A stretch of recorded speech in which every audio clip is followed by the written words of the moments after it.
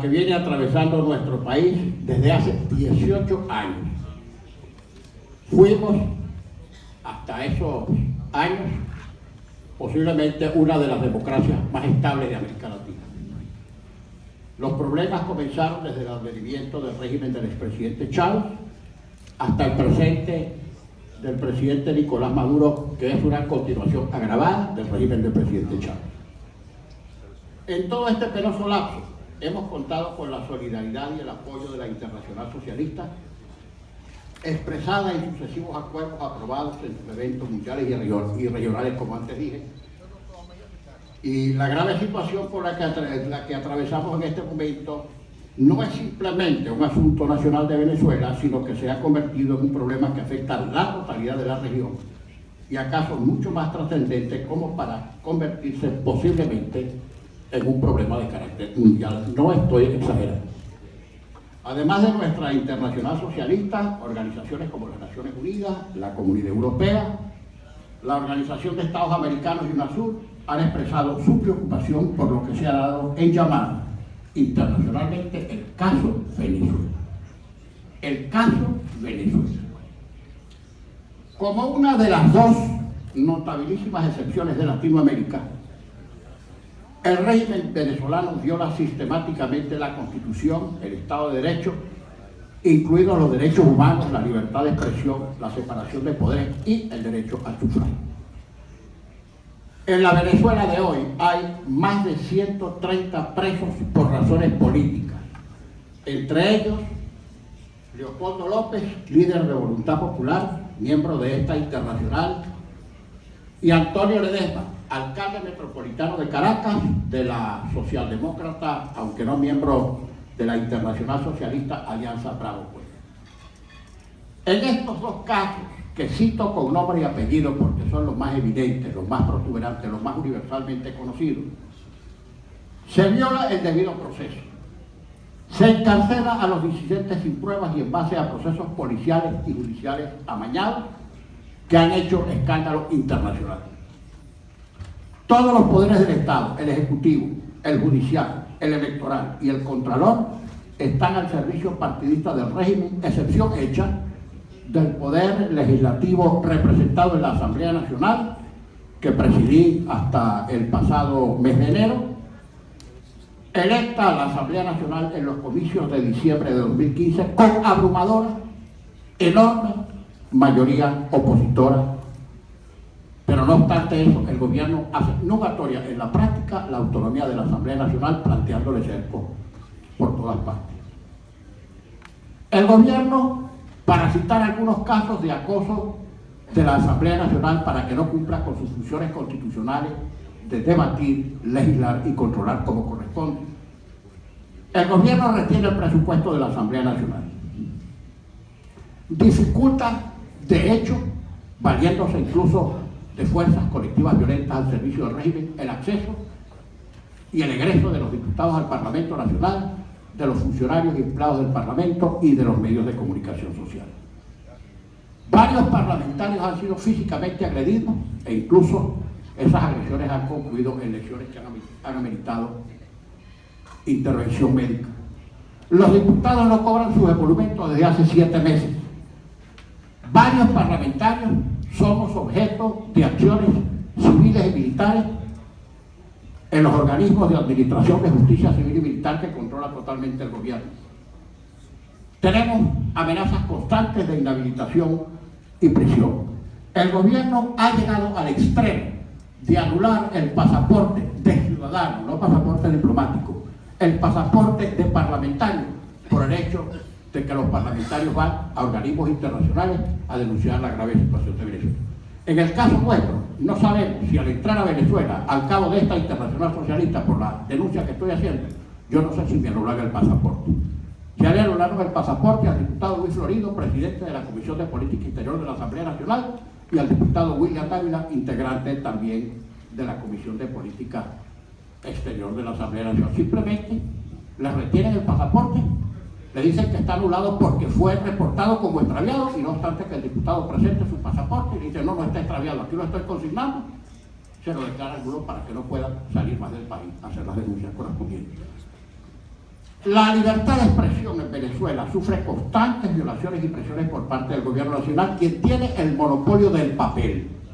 En Venezuela ningún medio impreso puede importar una bobina de papel. Solo el Estado venezolano puede importar papel para los medios impresos. Y por supuesto, a través de un organismo que se llama la Corporación Maneiro, distribuye de manera discriminatoria el papel para que los medios independientes o que no son progubernamentales no puedan ser impresos. Por cierto, formando parte de nuestra delegación de Acción Democrática ante este internacional, está el periodista Rafael Poleo, exiliado desde hace 9 años en los Estados Unidos y editor y director del diario El Nuevo País, que tiene 29 años de antigüedad y que ahora no puede circular por falta de papel, y de la revista Z, que es una revista especializada en política con 43 años de antigüedad. Ninguno de esos dos medios puede circular.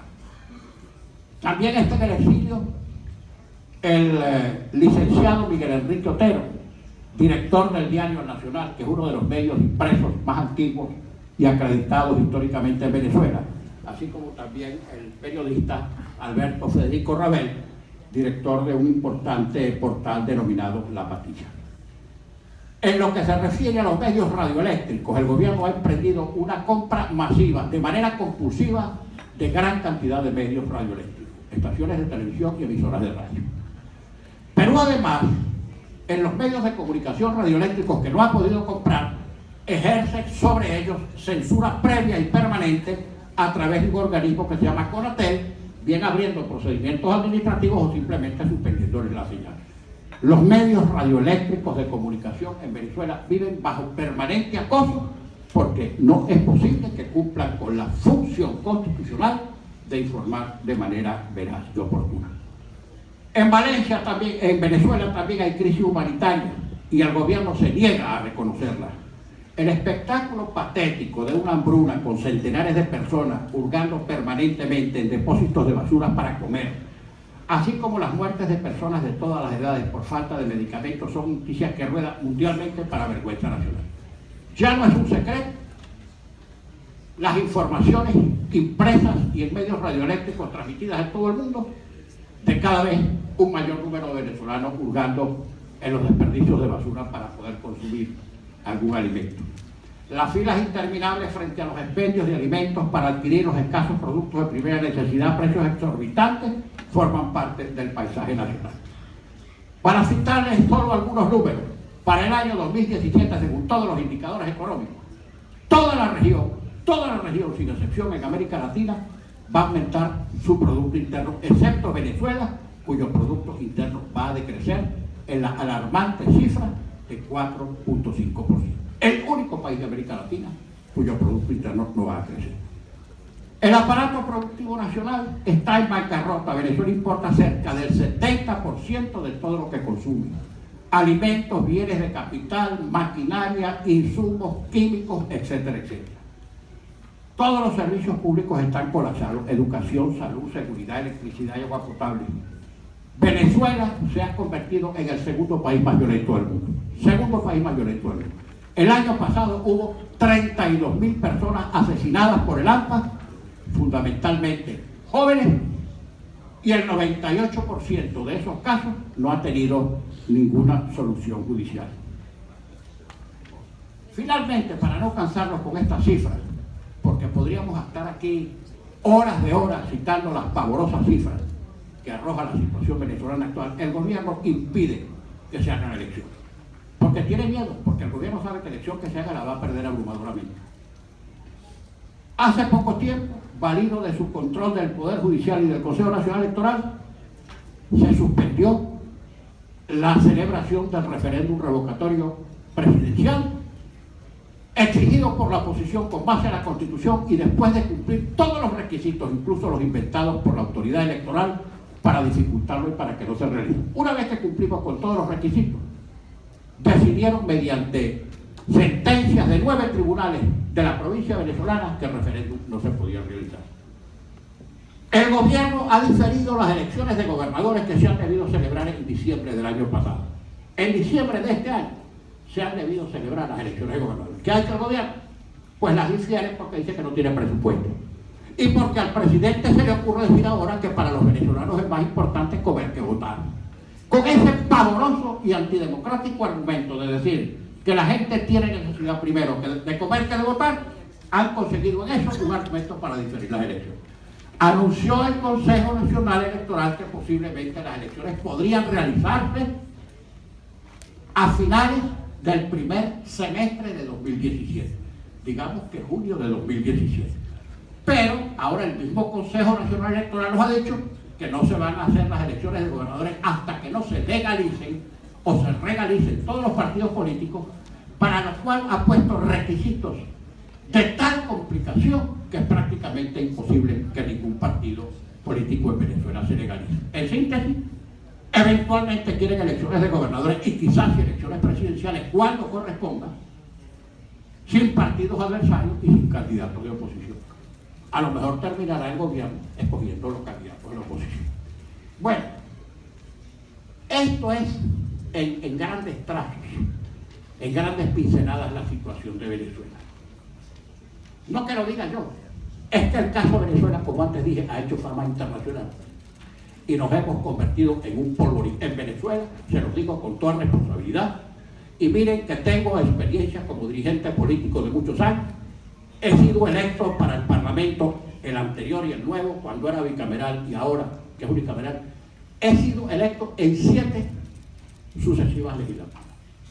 He sido jefe de bancada en la oposición y en el gobierno con mayoría y minoría. Y les puedo decir que en este momento nadie puede decir lo que va a pasar en Venezuela. En Venezuela en este momento, ver hacia adelante, ver hacia el futuro es como ver a la oscuridad. Cualquier cosa puede pasar.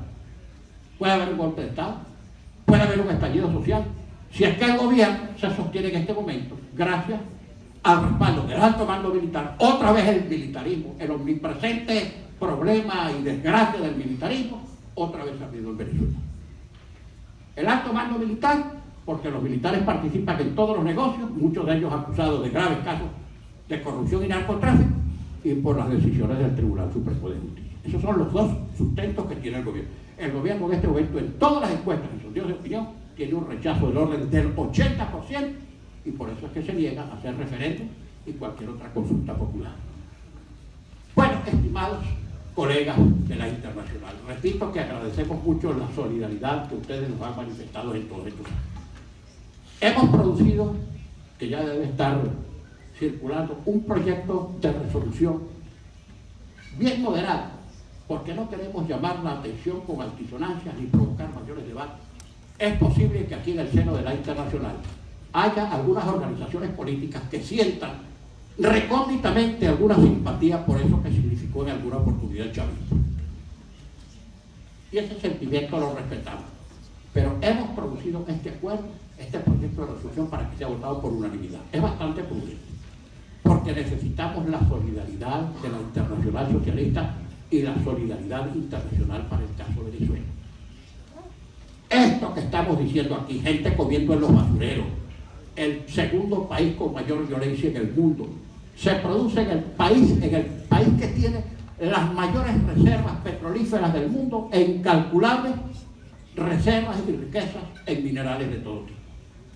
Esta tragedia, aumento de la pobreza crítica, aumento de la miseria extrema, gente sin hogar, violencia.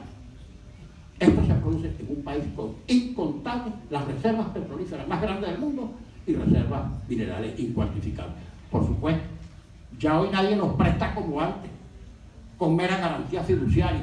Ahora tenemos que dar garantía real, hipoteca, o petróleo, o concesiones mineras y petroleras. Más nada, si no, no nos prestan. Y todo este dinero se diluye, cae en el enorme, insondable barril sin fondo de la corrupción del gobierno de Nicolás Maduro, que repito, es la provocación del gobierno de Hugo Chávez. Muchas gracias, estimadas compañeras y compañeros, y ojalá que el final de las deliberaciones de este Congreso sean provechosas para la comunidad internacional. Muchas gracias.